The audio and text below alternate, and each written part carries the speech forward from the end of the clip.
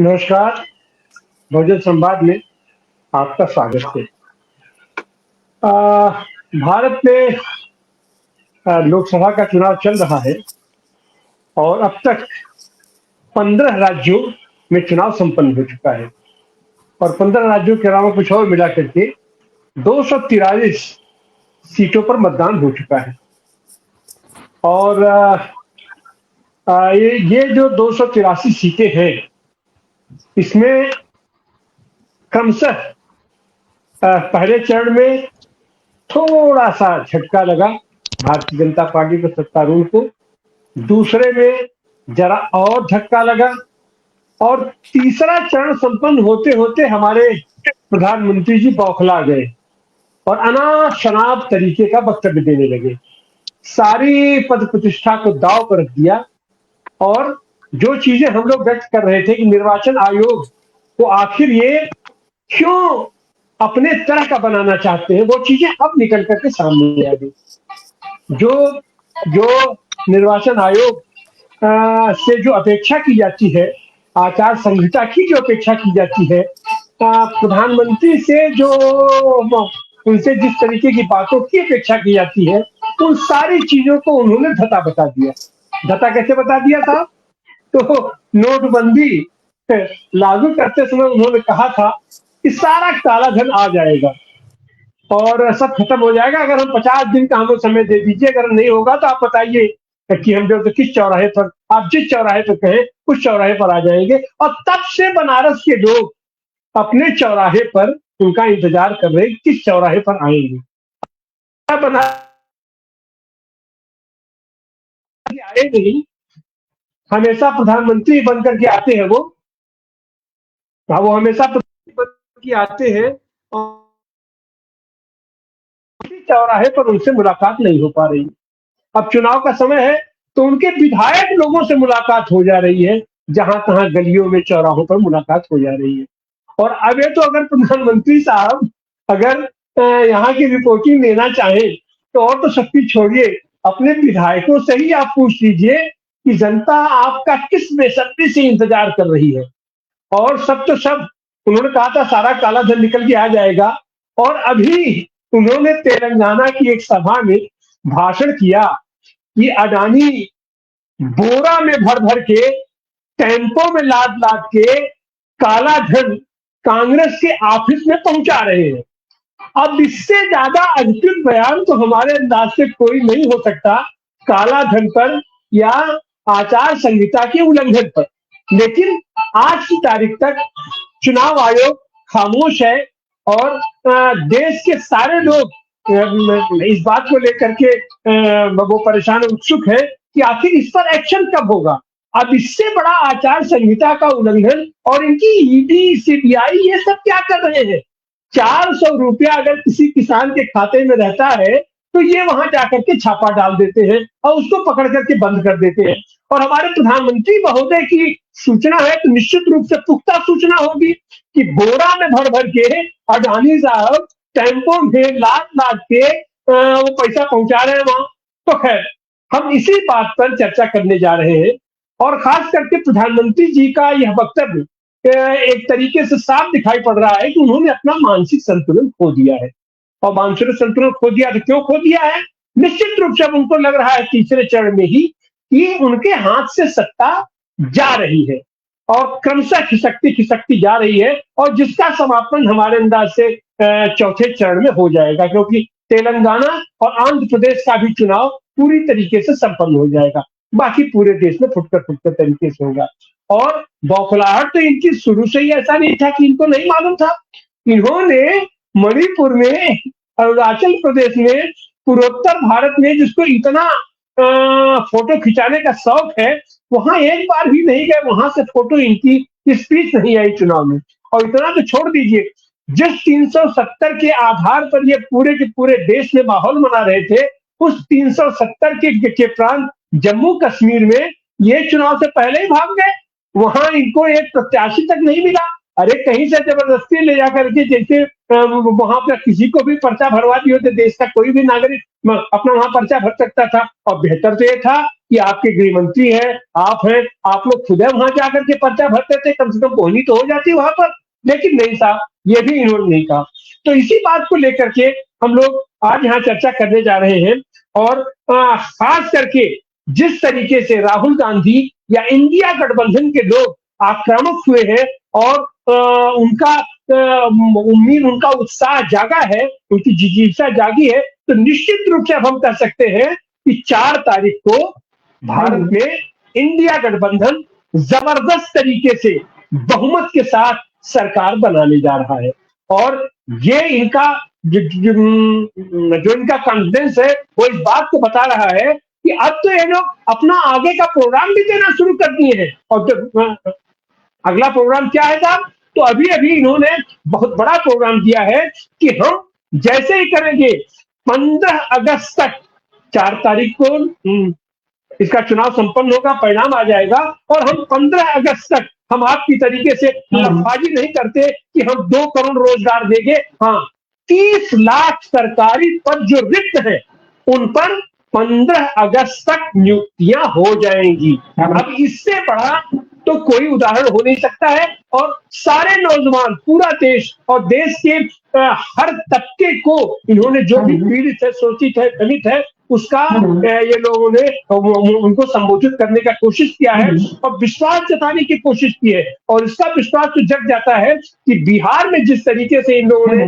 6 महीने में अपना वहां सरकारी नौकरियां दी, तो आज हम उसी पर चर्चा करने जा रहे हैं कि गठबंधन इंडिया में इतना जो जोश जागृत हुआ है और ये जो सारे कार्यक्रम ये लोग घोषित कर रहे हैं, इसका क्या परिणाम होगा आने वाले दिनों में। आइए हम अपने ये पैनलिस्ट से परिचय कराएं।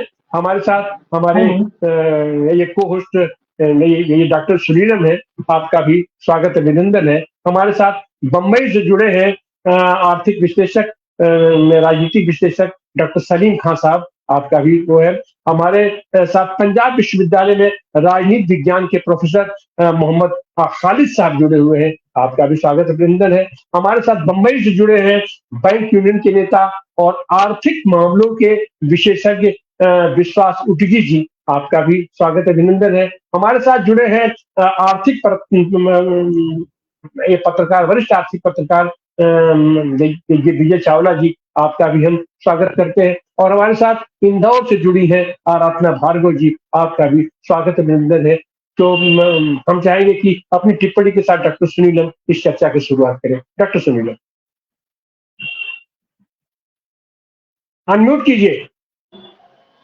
जी शुक्रिया तिवारी जी। मैं असल में इंदौर के अंदर यहाँ पर एक सभा होने वाली है। आपको मालूम है जो एक नया मॉडल मोदी जी ने यहाँ पर लाया है देश के अंदर, जो उन्होंने काम किया था, खजुराहो के अंदर किया था कि कैंडिडेट का जो है फॉर्म ही रद्द करा दिया गया भाजपा, ताकि उसको वॉक ओवर मिल जाए।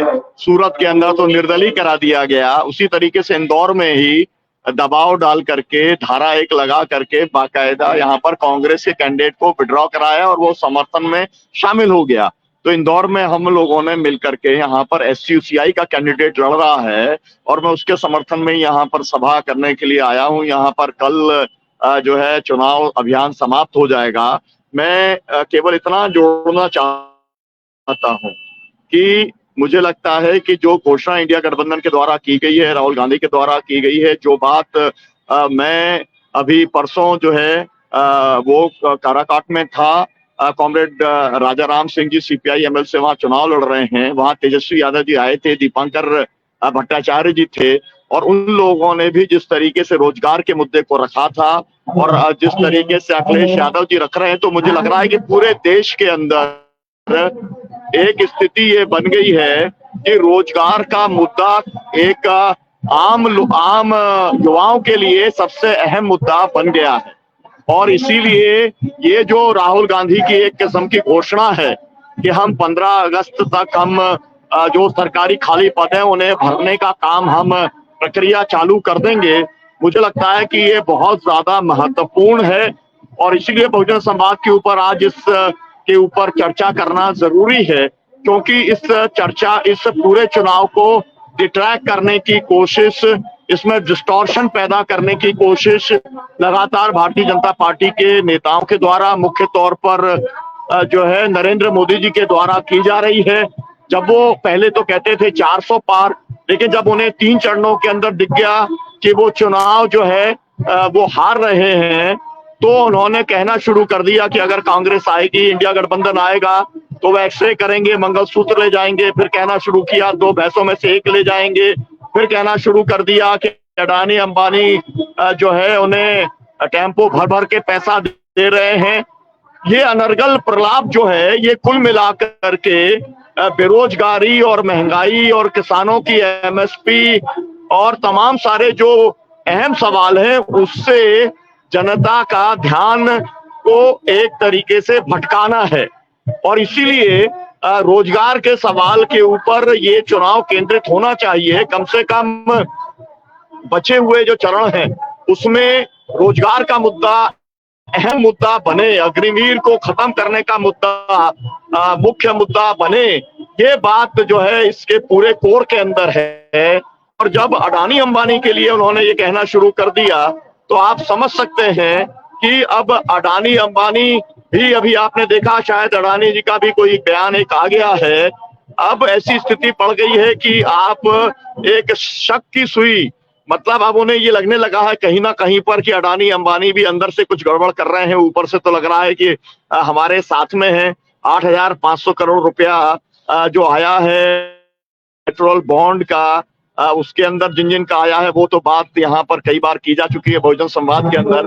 तो मेरे को ऐसा लगता है कि अब जो है वातावरण बदल रहा है। गोदी मीडिया के अंदर भी कई एंकर अब अलग भाषा बोलने लगे हैं।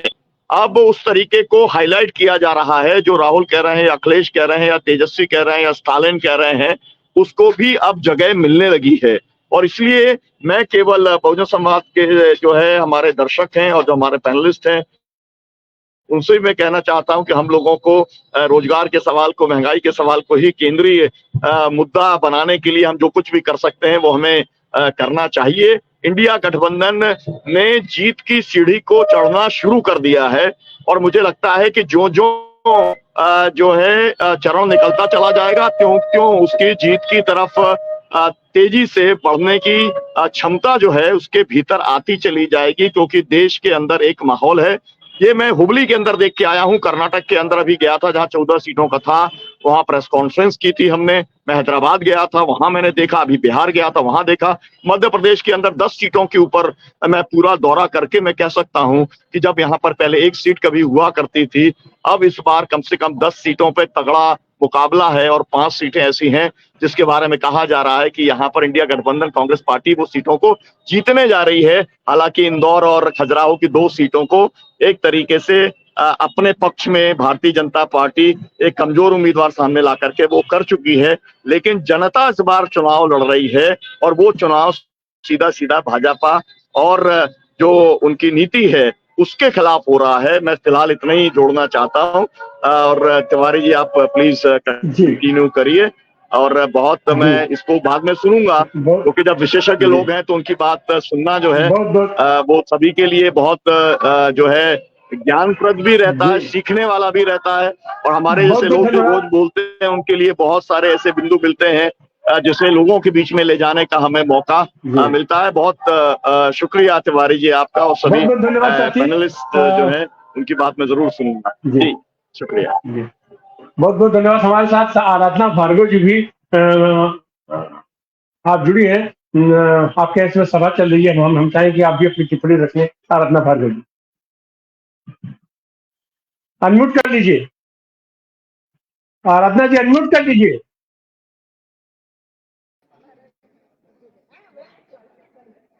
सर मैं नागपुर एयरपोर्ट में हूँ तो आवाज बहुत ज्यादा आ रही है। और राहुल गांधी जी के प्रति जो युवाओं का रुझान है वो तारीफे काबिल है, क्योंकि जो पढ़ा लिखा नौजवान है वह इस बात को बहुत अच्छे से समझ रहा है कि इनका राम मंदिर का मुद्दा नहीं चलने वाला। और ये जो वैक्सीन वाला जो मामला आया, इलेक्ट्रॉनिक बॉन्ड वाला मामला आया, इलेक्शन के समय जो ऐसे मुद्दे आए जिससे लोगों का ध्यान बटा और भारतीय जनता पार्टी के प्रति लोगों का रुझान घटा।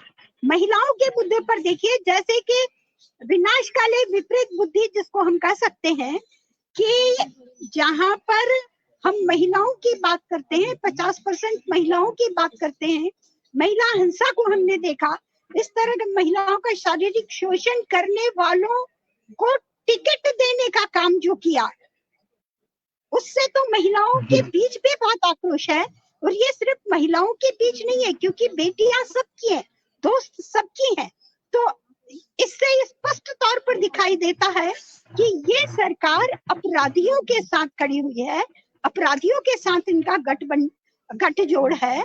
और इस बात को लेकर महिलाओं का जो आक्रोश था, वो देखा कि भाई आपने क्या किया कि ब्रजभूषण सिंह के बेटे को टिकट दे दिया। इसका मतलब क्या दर्शाता है?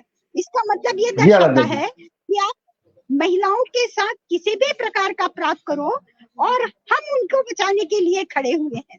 तो ये जो चीजें हैं ये आकर्षित कर रही हैं राहुल गांधी जी को। तो रोजगार की बात तो मुख्य तौर पर है ही, पर इर्द गिर्द की जो बातें दिखाई दे रही हैं, वह बातें इस बात का प्रतीक हैं कि इन्हें सरकार चलाना नहीं आता और नरेंद्र मोदी जी को जनता की नब्ज पकड़ना भी नहीं आता। मैं तो ये कहूंगी कि जिस तरीके की भाषा का वो उपयोग करते हैं, तो ऐसा नहीं। जी आराधना जी, अपने प्रधानमंत्री जी को जनता की नब्ज बहुत अच्छी तरह पकड़ने आता है, और वही नब्ज पकड़ करके इन्होंने ताली बजवा दिया, थाली बजवा दिया, घंटा बजवा दिया, और घंटा बजा करके अपना मंदिर में अपना सबको पहुंचा करके टीका लगवा दिया। अब हम चलना चाहेंगे विजय चावला जी के पास, आर्थिक विश्लेषक विजय चावला जी के पास। अपना विजय चावला जी, आप इस पूरी प्रक्रिया को आप कैसे देखते हैं, और खास करके राहुल जी ने जो रोजगार का मुद्दा उठाया है, प्रमुख रूप से उन्होंने ये फेंका युवाओं के लिए। विजय चावला जी, मेरी आवाज आपको आ रही है सर?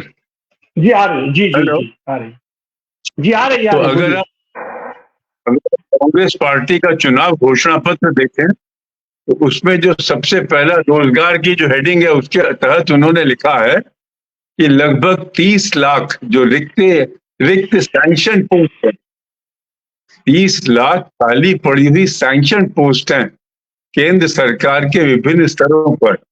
इसमें टीचिंग,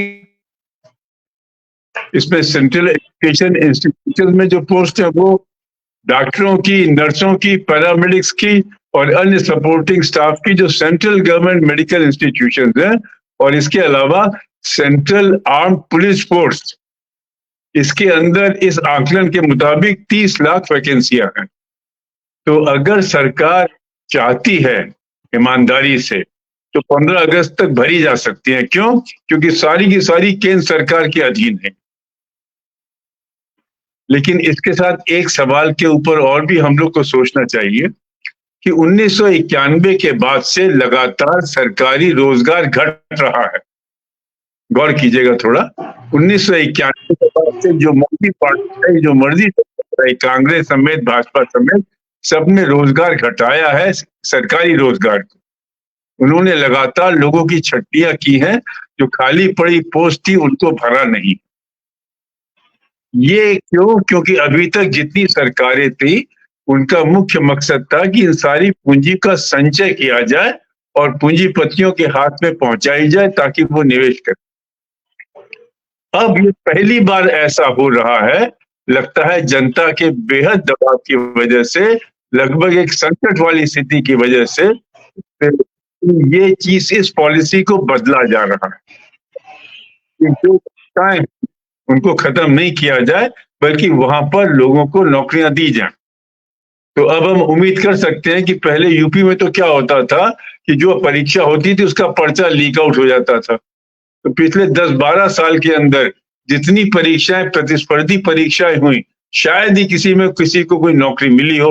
अगर कभी मिल गई हो तो हाईकोर्ट ने स्टे कर दिया। तो मुझे लगता है कि वो दौर अब इस समय समाप्त होने की तरफ है। आगे इनके जो कार्यक्रम में यह भी लिखा हुआ है,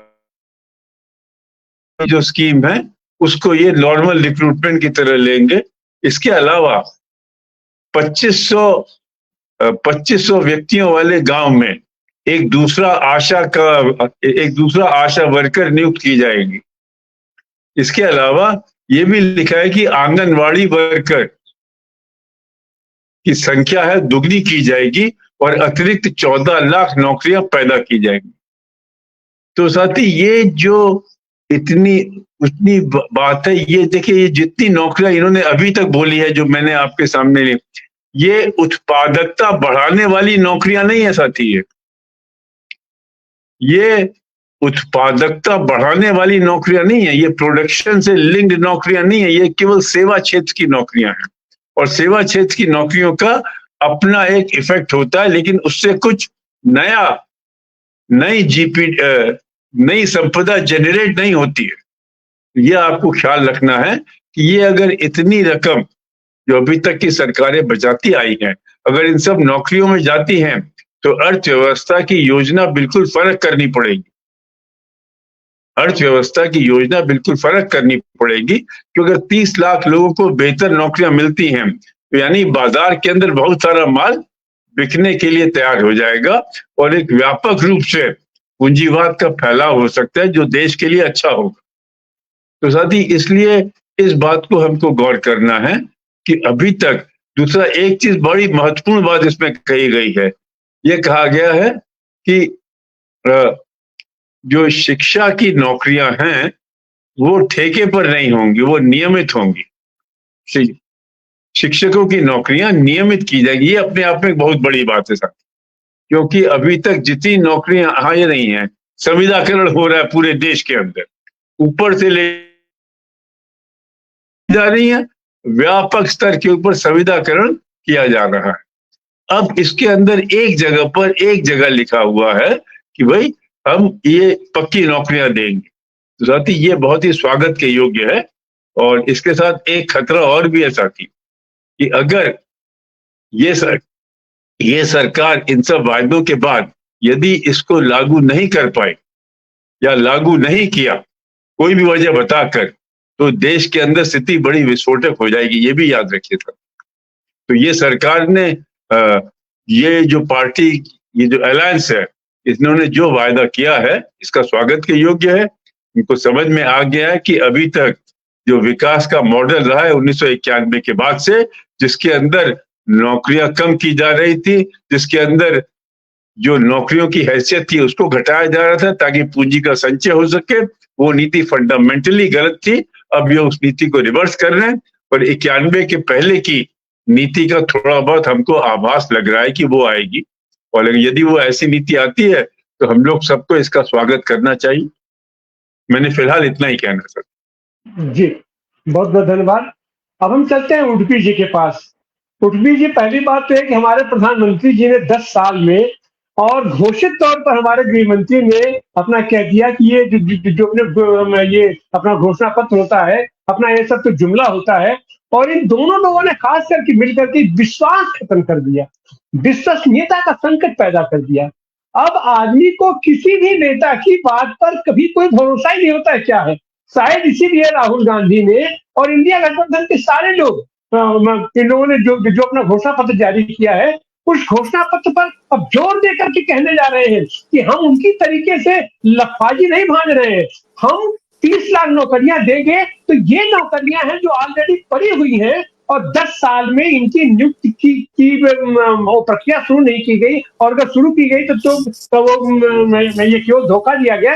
इन नौजवानों को हमें रोजगार दे देंगे। उसके साथ खुले तौर पर राहुल गांधी ने कहा कि ये हमारे 22 लोगों को अरबपति बनाए हैं।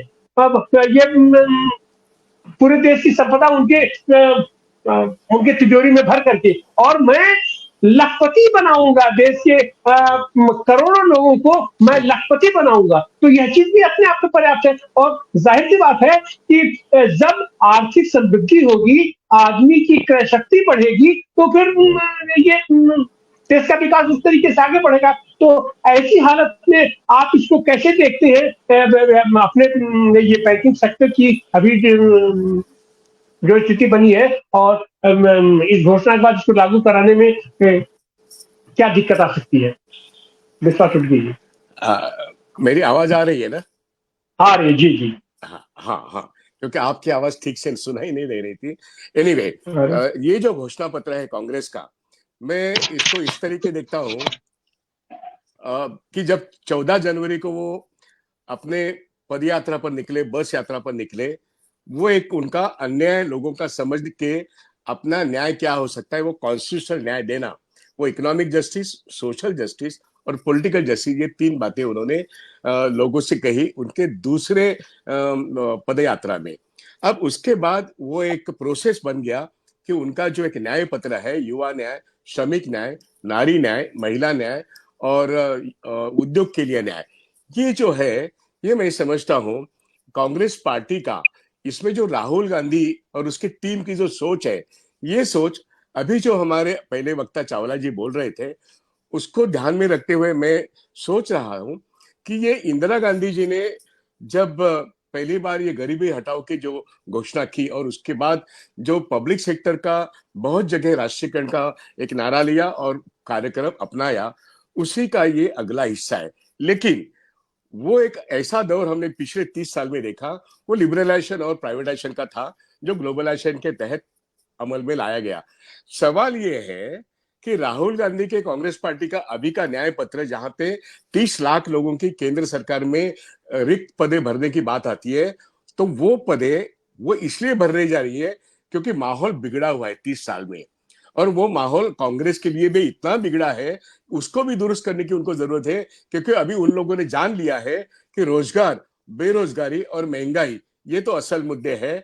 और ये मुद्दे 10 साल के प्राइम मिनिस्टर के इस पूरे इस दौर में उसका सत्यानाश हो गया है, क्योंकि इकोनॉमी का जो मोदी अदानी मॉडल है, इसमें रोजगार पैदा होना मुश्किल ही है और संपत्ति का केंद्रीकरण होता है। अब सवाल यह है, केंद्र सरकार को अपनी ओनरशिप में जितनी भी संस्था है, उसमें अगर वो रिक्त पदे भरने की शुरुआत नहीं की, तो अन्य स्टेट गवर्नमेंट है, वहां पे मेरे हिसाब से 70 लाख पदे, जिसमें सारे स्टेट गवर्नमेंट में रिक्त है।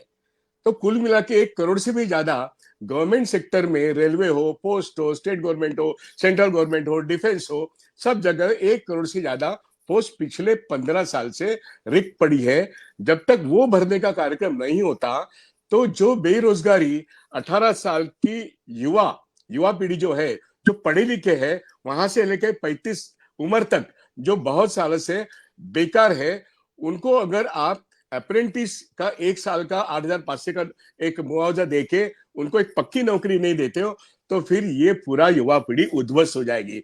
इसलिए ये जो प्रोग्राम है न्याय पत्र का, 30 लाख पदे भरना और एक मोमेंटम, इकोनॉमी में एक मोमेंटम बढ़ाना, ये बात राहुल गांधी की मैं समझता हूं एक रेवोल्यूशनरी प्रोग्राम है। आज के जमाने में जब पूरा वर्ल्ड बैंक और IMF हावी हो रहा है कि लिबरलाइजेशन का प्रोग्राम इंप्लीमेंट करो, और मनमोहन सिंह के जमाने में वो लिबरलाइजेशन का प्रोग्राम इंप्लीमेंट करने के बाद उनकी सत्ता चली गई, और वो सत्ता बाद में 10 साल पहले आई, 2004 से 14, लेकिन फिर अब 10 साल में इतना बुरा हाल है कि फिर सत्ता में वापस आना है तो ये 30 लाख पदे भरना ही पड़ेगा। मैं आगे जाके कह रहा हूं, रोजगार बढ़ाने की बात, महंगाई कम करने की बात, ये left of centre policy Congress adopt कर रहा है। एग्जैक्टली चिदम्बरम की जो पॉलिसी है यूपीए 2 के वक्त, इससे ये कॉन्ट्ररी है। रोजगार निर्माण करने के लिए हमें क्या करना चाहिए? अभी प्रोफेसर अरुण कुमार ये अर्थशास्त्री ज्वाइन हो गए, इन्होंने 1 साल पहले रोजगार निर्माण करने के लिए क्या करना चाहिए, इसका एक डॉक्यूमेंट अर्थशास्त्रियों के कॉन्फ्रेंस में बनाया। अब जाके पहले रिक्त पद भरो और इस इकोनॉमी में रोजगार कैसे पैदा किया जाए, इसके बारे में अरुण कुमार प्रोफेसर जो है, इनके जैसे अर्थशास्त्री यही इस आगे के 4 जून के बाद काम में आएंगे, क्योंकि रोजगार निर्माण करना इस इकोनॉमी में सबसे बड़ी जरूरत है। क्योंकि आर्टिफिशियल इंटेलिजेंस में नया रोजगार, नई पूंजीवादी व्यवस्था निर्माण करेगी नहीं, ये एक खुली बात है, खुली किताब है। और इसके मध्य स्वरूप ये 30 लाख पदे भरना, मैं समझता हूं अगर सरकार जब ये काम करती है, तब हर जो सरकारी संस्था है, जो स्टेट गवर्नमेंट है, लोकल बॉडीज है, म्युनिसिपैलिटीज है, उनको ये काम करना पड़ेगा। और जितना वो जल्द करेंगे, उतना इस देश की नई जो सरकार बनने जा रही है इंडिया अलायंस की, अभी आरजेडी भी वही कार्यक्रम कर रहा है, अखिलेश भी वही कार्यक्रम कर रहे हैं, वही कार्यक्रम डीएमके कर रहा है, वही कार्यक्रम कांग्रेस कर रहा है। तो इसके माहौल में हमको ये देखना पड़ेगा कि रोजगार बढ़ाना, बेरोजगारी कम करना, इसके लिए ये जो पहल है कि 15 अगस्त तक हम 30 लाख पदे भरेंगे, ये एक मोमेंटम गेन करने का है। इससे इकोनॉमी में एक जो आज गतिरोध है, उस इकोनॉमी के गतिरोध को खत्म करके उसको मोमेंटम देना, जिसमें सप्लाई चेन और कंजम्पशन ये दोनों साथ साथ आगे बढ़े। और इसमें एक लिबरलाइजेशन का जो पहले आईएमएफ का प्रोग्राम था, उसको भी कहीं ना कहीं एक टैंजेंट है। मैं समझता हूं ये एक अच्छी बात है कि जो कांग्रेस के राहुल गांधी ये नेता कर रहे हैं, तो ये एक बदलाव हमको देखना अच्छा लगेगा। जी, बहुत बहुत धन्यवाद रुडगी जी। हमारे साथ देश के और दुनिया के जाने माने अर्थशास्त्री अरुण कुमार जी जुड़ गए हैं। तो हम चाहेंगे कि अरुण कुमार जी, ये देश की जो पूरी अर्थव्यवस्था इस समय ध्वस्त हो गई है, और खास करके जब रोजगार ही नहीं होगा तो फिर ये क्रय शक्ति कैसे बढ़ेगी, और अगर क्रय शक्ति ही नहीं रहेगी देश में तो फिर ये विकास कैसे होगा, समृद्धि कैसे आएगी। तो ऐसी हालत में जो खास करके राहुल गांधी ने और कांग्रेस ने अपना न्याय पत्र घोषित किया है, उसके संदर्भ में आप इस के अभियान को आप कैसे देखते हैं, और खास करके उनके नए रोजगारों को ये रोजगार देना और लखपति बनाने की बात वो कह रहे हैं कि ये देश के करोड़ों नागरिकों को हम लखपति बनाएंगे। अरुण कुमार जी, आपकी आवाज नहीं आ रही सर, आपकी आवाज सर नहीं आ रही है, आपकी सर आवाज नहीं आ रही है, आपको सर शायद फिर से जुड़ना पड़ेगा, आपकी आवाज नहीं आ रही है। म्यूटेड है, म्यूटेड आपकी सर म्यूटेड नहीं, म्यूटेड नहीं है, आपकी सर आवाज नहीं आ रही है, शायद आपको फिर से जुड़ना पड़ेगा, आपको सर शायद फिर से जुड़ना पड़ेगा। हम इस पे चलेंगे, इस बीच सब चलते हैं चंडीगढ़ पंजाब विश्वविद्यालय के राजनीति विज्ञान के प्रोफेसर भैया मोहम्मद खालिद साहब के पास। अपना खालिद साहब, जिस तरीके से घोषणा पत्रों को एकदम से रद्दी के कूड़े में डाल दिया गया था, जबकि एक समय होता था कि हम सारे लोग सबके घोषणा पत्रों और ये सबके ये संविधानों का अध्ययन करने के लिए हम लोग सबके अपने घोषणा पत्र को इकट्ठा करते थे कि किसकी क्या नीतियां हैं, क्या पॉलिसी है। तो ये नए सिरे से इस बार कम से कम राहुल गांधी ने और कांग्रेस ने और इंडिया गठबंधन के जितने भी लोग हैं, ये लोग अपना घोषणा पत्र जो भी अपना घोषणाएं किए हैं उसके प्रति एक ईमानदारी का भाव इन्होंने दिखाना शुरू कर दिया है। तो आप इन सारे संदर्भों को आप एक राजनीतिक विज्ञान के विद्यार्थी के रूप में कैसे देखते हैं? मोहम्मद खालिद जी तिवाड़ी जी, ऐसा है कि हम सबको 2014 का इलेक्शन याद है। वहां पर एक उम्मीद की किरण जगाई गई थी, वो था, उसका सेंट्रल पॉइंट था अच्छे दिन। वो अच्छे दिन में एम्प्लॉयमेंट भी थी, उसमें आपकी बुलेट ट्रेन भी थी, उसमें स्मार्ट सिटीज भी थे, सब कुछ थे, अच्छे दिन आएंगे। लेकिन लोगों ने क्या देखा, हम सब ने देखा कि एक जॉबलेस ग्रोथ हुई। जॉबलेस ग्रोथ में आपका सेंसेक्स भी बहुत चढ़ा जा रहा है और आप दुनिया की चौथी दर्जे की इकोनॉमी, 5वें दर्जे की इकोनॉमी बनते जा रहे हो, लेकिन जॉब नहीं है। ये एक बहुत बड़ी फ्रस्ट्रेशन की बात। जब कांग्रेस का मैनिफेस्टो आया, कांग्रेस ने, चाहे वो पी चिदम्बरम ने उसमें कंट्रीब्यूट किया या इकोनॉमिस्ट ने कंट्रीब्यूट किया, उनको ये पता चल गया कि ये एक पॉइंट है जिसके ऊपर घेरा जा सकता है। और उन्होंने ये जो 2-3 चीजें की, एक तो जो अप्रेंटिसशिप है उसका राइट हर उसको युवा को, उसके बाद ये एम्प्लॉयमेंट के जितनी भी पोस्टें हैं उनको सबको भरा जाएगा, उसका प्रोसेस अगस्त तक शुरू कर दिया जाएगा। एक ये कि करोड़ों को लाखपति बनाएंगे, इन्होंने 22 अरबपति बनाए। ये चीज जो है पहली बार टिकती है कांग्रेस के मैनिफेस्टो की, इलेक्शन के ऊपर उसकी छाप बढ़ती जा रही है। खासतौर पर युवा जो है वो सोच रहा है कि यहाँ पर किरण है उम्मीद की कि अगर ये लोग आ गए सत्ता में तो हो सकता है कि ये चीजें करें, और अगर ये करते हैं तो उसमें एक जिसको कहते हैं सिल्वर लाइनिंग है एम्प्लॉयमेंट। इसके साथ ये भी है कि जब बीजेपी ने सोचा कि ये तो बड़ा डिफरेंट किस्म का मैनिफेस्टो है, बीजेपी नेवर एक्सपेक्टेड इस तरह का मैनिफेस्टो आएगा। सबसे ज्यादा कांग्रेस का मैनिफेस्टो मोदी ने और बीजेपी वालों ने डिस्कस किया, यानी जो मैनिफेस्टो जिसको कोई देखता ही नहीं होता था और आप वही शुरू कर दिया मैनिफेस्टो आने के बाद कि इसके ऊपर मुस्लिम लीग का छाप लगी है, इसमें मंगलसूत्र की बात आ गई, इसमें फलानी बात आ गई, मुस्लिम सेंट्रिक डिविजिव जो है वो सारा शुरू कर दिया। वो कहीं पर चिपका नहीं, क्योंकि लोगों पर एम्प्लॉयमेंट जनरेशन के जो अपॉर्चुनिटीज थी वो कहीं ना कहीं घर करती जा रही थी। पिछले 2 जो हमारे ये चरण हुए हैं इलेक्शन के, उसमें ये हमने देखा है और आगे की भी देखेंगे। अब उसमें क्या है कि सटपटाहट आ गई कि अब क्या करें, कि ये तो एम्प्लॉयमेंट की बात हो गई और एम्प्लॉयमेंट मिल गई अगर लोगों को, अगर इनकी ये बात जम गई तो हमारी तो छुट्टी है। इसकी वजह से डिफरेंट किस्म के आप स्लोगन, ये अमानी अडानी सब हम जानते हैं, मुझे रिपीट करने की जरूरत नहीं है।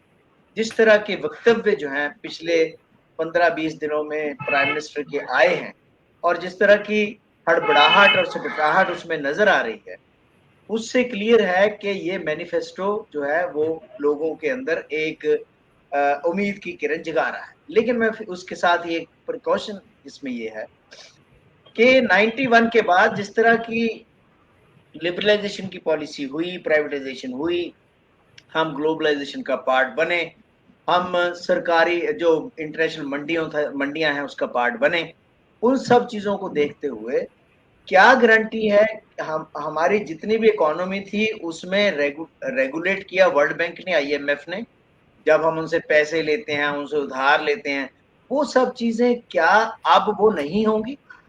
क्या वर्ल्ड बैंक जो है वो वैनिश हो गया है?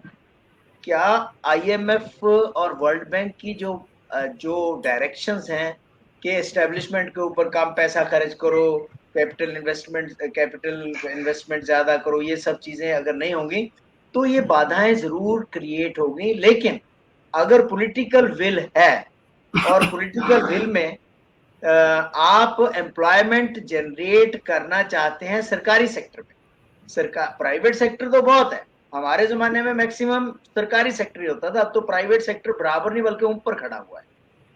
जो गवर्नमेंट सेक्टर है वो इसलिए इंपॉर्टेंट है कि आपको एक प्रेस्टीज भी देता है, स्टेबिलिटी भी देता है और एक ह्यूमेन फेस होता है एम्प्लॉयमेंट का, एक्सप्लॉयटेशन कम होता। तो अगर ये चीजें जो हैं आ गई आगे तो डेफिनेटली इलेक्शन जो है आने वाले जो 3 पड़ाव 4 पड़ाव हैं उसमें इसका प्रभाव जो है वो और ज्यादा दिखेगा। लेकिन साथ ही ये भी है कि ये जो प्राइम मिनिस्टर मोदी के अंट शंट बयान आ रहे हैं उससे मामला उनका और बिगड़ता जा रहा है, यानी एक डोमिनो इफेक्ट होता है। डोमिनो इफेक्ट होता है, एक चीज गिर गई उसके बाद गिरती चली जाती है।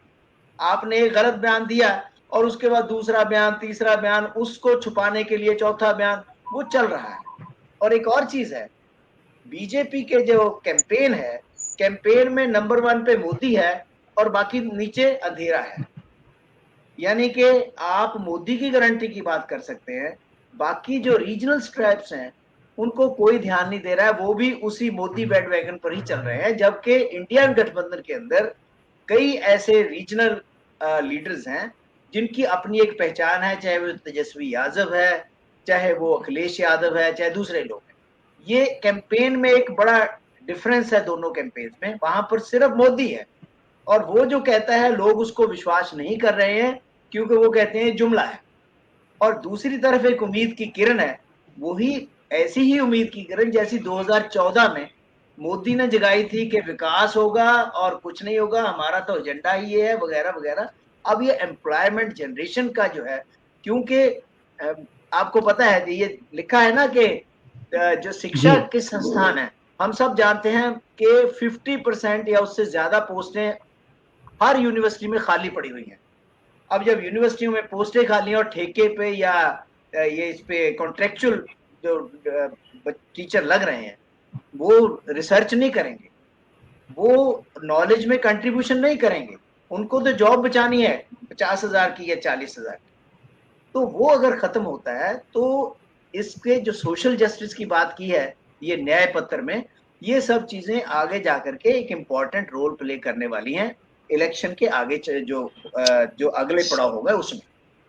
जी जी, तिवारी बहुत बहुत धन्यवाद। अरुण कुमार जी हमारे सामने आ चुके हैं। तो अरुण कुमार जी, आपकी अपनी टिप्पणी, जॉबलेस डेवलपमेंट की तरफ बढ़ रही थी ये अपनी कारपोरेट पूंजीवाद बढ़ रहा था, उसमें जहां इन्होंने विश्वसनीयता का संकट पैदा कर दिया था राजनेताओं के वक्तव्यों पर, राजनेताओं के व्यवहारों पर, उसने कहीं न कहीं से एक उम्मीद की किरण पैदा किया है इंडिया गठबंधन के सारे घटक दलों ने, इनके नेताओं ने। आप इसको आप किस तरीके से आप देखते हैं, और खास करके जात को लेकर के जो इन्होंने अभी अभी जो घोषणाएं की है? अरुण कुमार जी। धन्यवाद। जो रोजगार की बात आप कह रहे हैं और जो इंडिया गठबंधन ने एक प्रॉमिस किया है कि वो रोजगार पैदा करेंगे, बीजेपी भी इसी उस पे आई थी कि 2 करोड़ नौकरियां हर साल पैदा करेंगे, लेकिन उन्होंने किया नहीं।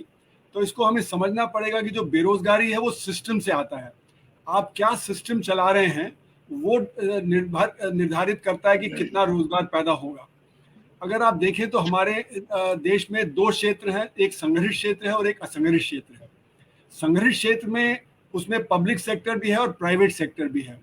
तो करीब 18 मिलियन ये जॉब्स जो हैं वो पब्लिक सेक्टर में हैं और बाकी 17 मिलियन के करीब हैं प्राइवेट सेक्टर में। तो ये जो 18 मिलियन जो पब्लिक सेक्टर की नौकरियां हैं वो 18 मिलियन ही 1990 में भी होती थी, आज भी हैं। जबकि हमारा जो वर्कफोर्स है उस समय 250 मिलियन का होता था, अब वो करीब 600 मिलियन का है। तो वर्कफोर्स बढ़ गया लेकिन पब्लिक सेक्टर की नौकरियां नहीं बढ़ी, क्योंकि जब हमने IMF वर्ल्ड बैंक का प्रोग्राम किया उसमें था कि जब पब्लिक सेक्टर को कम करना है, पब्लिक सेक्टर में नौकरियां नहीं पैदा करनी है, सरकारी नौकरियां कम करनी है, तो IMF वर्ल्ड बैंक का जो प्रोग्राम हमने लिया 1991 में, उसके चलते हुए पब्लिक सेक्टर में कुछ बढ़त नहीं हुई। और जहाँ पे भी नौकरियां, जैसे हमने तो यूनिवर्सिटी JNU में भी देखा कि कई बार होता था कि जो प्रोफेसर रिटायर हो गए या जिन्होंने रिजाइन कर दिया, फिर उनकी पोस्ट नहीं भरी गई, क्योंकि वहाँ पे जो ये था कि कटौती हो रही है, UGC कटौती कर देता है।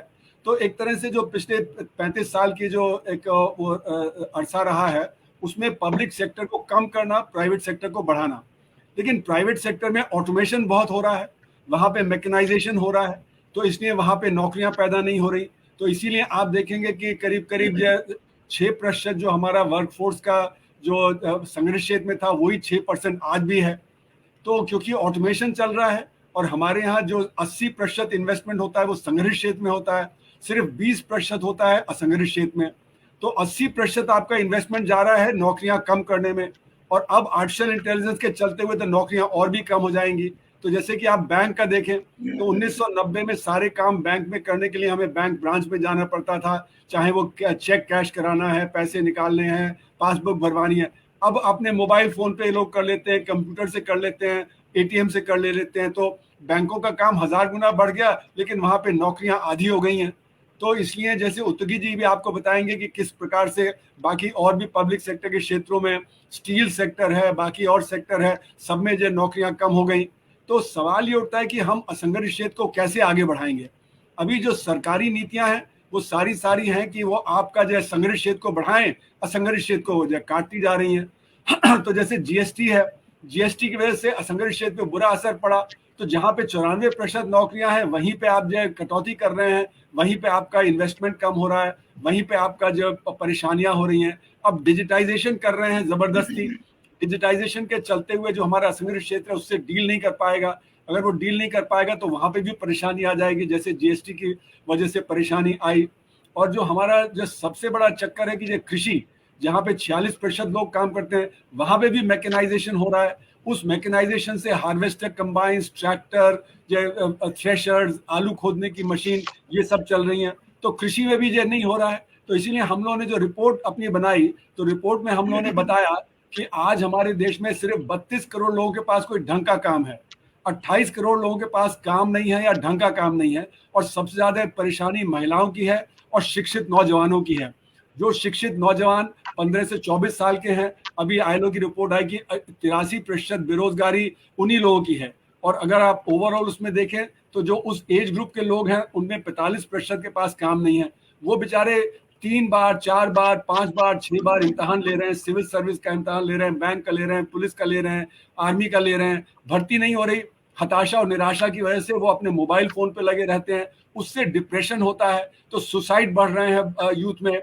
फिर जब पेरेंट्स परेशान है, वो कहते हैं हमने आपके ऊपर इतना खर्च किया, 4 साल 5 साल, आपको प्रयागराज भेजा, पटना भेजा, आपको हैदराबाद भेजा, दिल्ली में मुखर्जी नगर भेजा, कोटा भेजा, तो आप ही में कुछ परेशानी है। तो उससे बच्चों में एक बहुत ज्यादा परेशानी का दौर बढ़ गया है।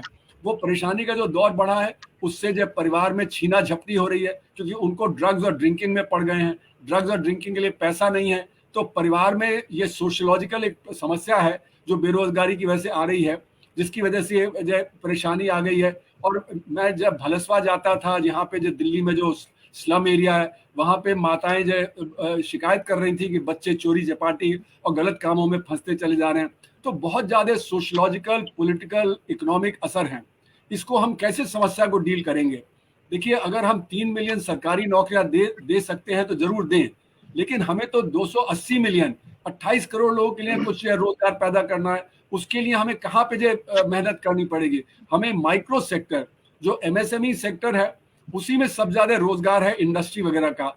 तो जो माइक्रो सेक्टर है उसमें 97.5% रोजगार होता है एमएसएमई सेक्टर का। अब ये माइक्रो सेक्टर पिट रहा है, माइक्रो सेक्टर को हम बढ़ावा देंगे तो नौकरियां पैदा होंगी। अब सरकार क्या कर रही है? सरकार तो कैपिटल इंटेंसिव सेक्टर को बढ़ावा दे रही है, लेबर इंटेंसिव सेक्टर में कटौती कर रही है। कैपिटल इंटेंसिव सेक्टर का मतलब है कि जो नेशनल हाईवे हो गए, आपके फ्रेट कॉरिडोर हो गए, आपका आईटी सेक्टर हो गया, पावर सेक्टर हो गया, इनमें रोजगार पैदा नहीं होता। पहले एक सड़क बनती थी, वहां पे सैकड़ों लोग काम करते दिखते थे। आज सड़क बनती है तो वहां पे बड़े बड़े बुलडोजर, ट्रैक्टर और क्रेन की वजह से 10 लोग काम करते दिखते हैं। तो जो हाईवेज हैं, जो फ्रेट कॉरिडोर है, जो ये पावर सेक्टर है, इनमें नौकरी नहीं पैदा होंगी।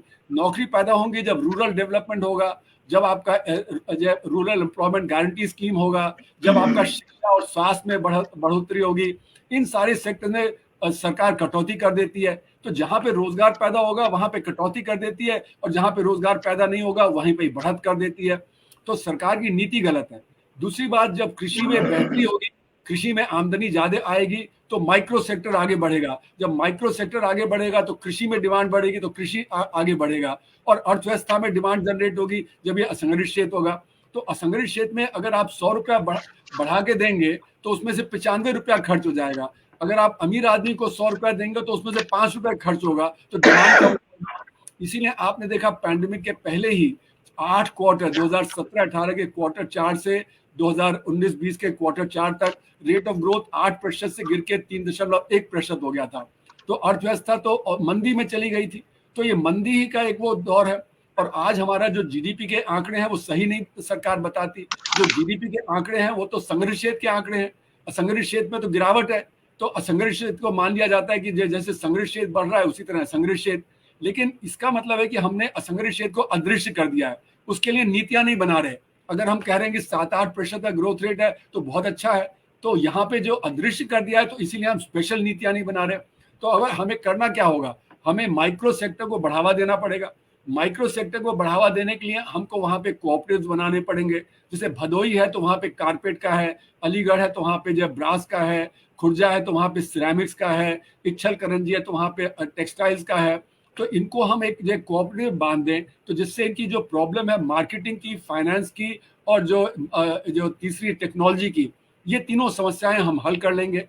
तो हम माइक्रो सेक्टर की तरफ ध्यान दें। और दूसरा, कृषि में जो मिनिमम सपोर्ट प्राइस है वो सारे क्रॉप्स के लिए देंगे तो वहां पे कृषक की हालत बेहतर होगी। जब कृषक की हालत बेहतर होगी तो उसकी डिमांड बढ़ने से जब ऑर्गेनाइज सेक्टर, अनऑर्गेनाइज सेक्टर दोनों आगे बढ़ेंगे। तो हमें अपनी नीतियां बदलनी पड़ेंगी। हमारा फोकस होना होगा कि हम कैसे रोजगार बढ़ाएं, न कि हम कितना इन्वेस्टमेंट करें। जो अभी नीति है उसी की वजह से 2012-13 में हमारा इन्वेस्टमेंट रेट अर्थव्यवस्था का जो करीब 36% पहुंच गया था, वो गिर के 30% हो गया था। जब इन्वेस्टमेंट कम होगा और ज्यादा इन्वेस्टमेंट ऑर्गेनाइज सेक्टर में जाएगा तो अपने आप नौकरियां नहीं पैदा होंगी। तो इसलिए हमें दोनों चीजें करनी पड़ेंगी, डिमांड बढ़ानी पड़ेगी, जिससे कि जो डिमांड बढ़ेगी तो उत्पादन बढ़ेगा, उससे कैपेसिटी यूटिलाइजेशन बढ़ेगा तो इन्वेस्टमेंट बढ़ेगा, जब इन्वेस्टमेंट बढ़ेगा तो ये होगा। तो डिमांड के लिए माइक्रो सेक्टर और जो हमें एग्रीकल्चर की तरफ ध्यान देना पड़ेगा। तो हमने अपनी रिपोर्ट में 13 सेक्टर्स को आइडेंटिफाई किया जहां पे हम डिमांड बढ़ा सकते हैं, जिससे रोजगार बढ़ा सकते हैं। तो ये 13 सेक्टर जो हैं इनकी तरफ हमें ध्यान देना पड़ेगा। अब सवाल उठता है इसका अपोज कौन करेगा? इसका ऑपोजिशन आएगा, देखिए, जो अपर मिडिल क्लास है और जो बिजनेस क्लास है, क्योंकि अपर मिडिल क्लास और बिजनेस क्लास को सस्ता लेबर चाहिए। हम लोग जो है, हमारे यहाँ मेड सर्वेंट काम करती हैं, ड्राइवर काम करते हैं, क्योंकि जब उनकी तनख्वाह कम है। तो अगर जो रोजगार पैदा होगा तो तनख्वाहें ज्यादा होंगी, तो जो तनख्वाहें ज्यादा होंगी तो बिजनेस क्लास का प्रॉफिट कम होगा, तो इसलिए बिजनेस क्लास उसको अपोज करेगा। तभी बिजनेस क्लास चाहता है कि जो रिजर्व आर्मी ऑफ लेबर है, जो असंगठित क्षेत्र रिजर्व आर्मी ऑफ लेबर है, वो बना रहे, और वहां पे जो नौकरी ना हो, तो नौकरी नहीं होने से आपकी तनख्वाहें कम रहेंगी तो उनका प्रॉफिट ज्यादा होगा।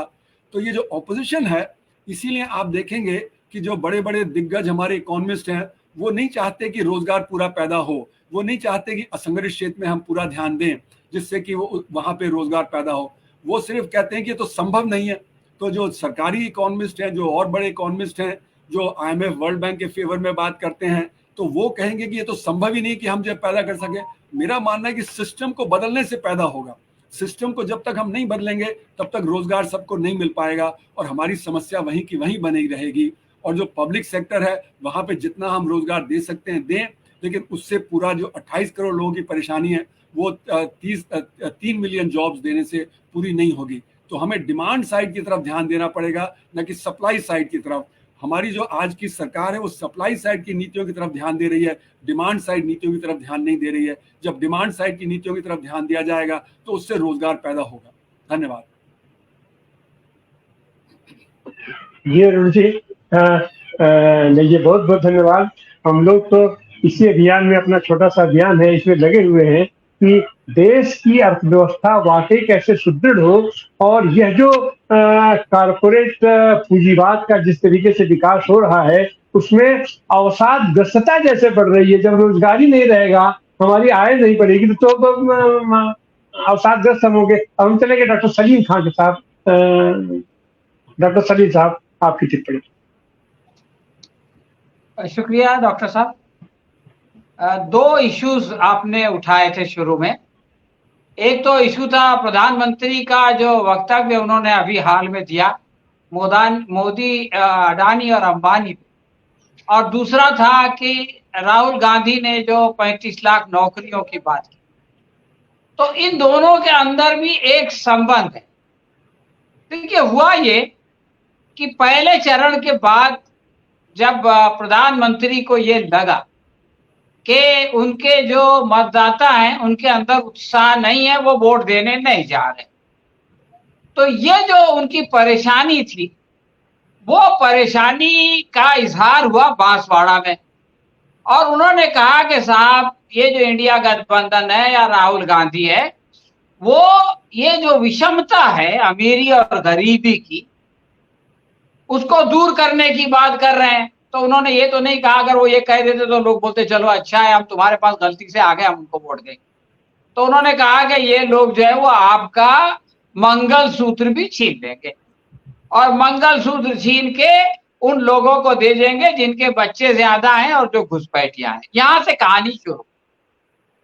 तो मुसलमानों की तरफ उन्होंने उसको मुसलमानों से डराना शुरू किया, और वो डराते डराते इतने डर गए खुद कि उन्होंने खुद जो है वो अडानी और अंबानी का नाम ले लिया।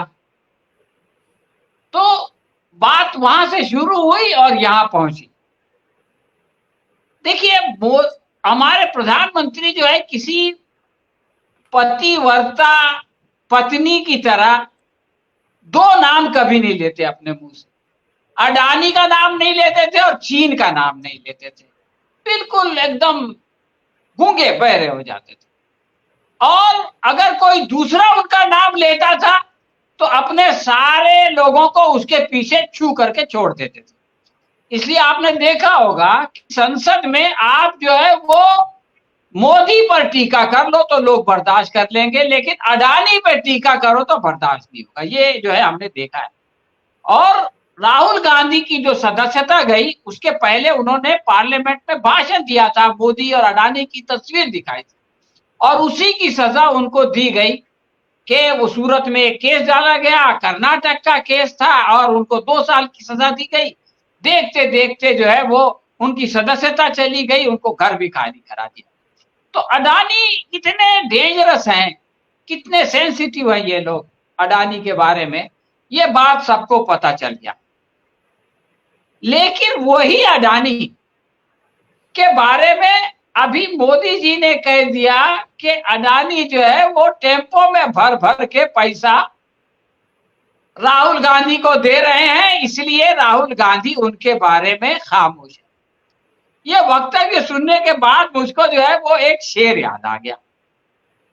वो शेर भी सुन लीजिए कि पूछने वालों से गो मैंने छुपाया दिल का राज, पूछने वालों से गो मैंने छुपाया दिल का राज, फिर भी तेरा नाम लब पर एक बार आ ही गया।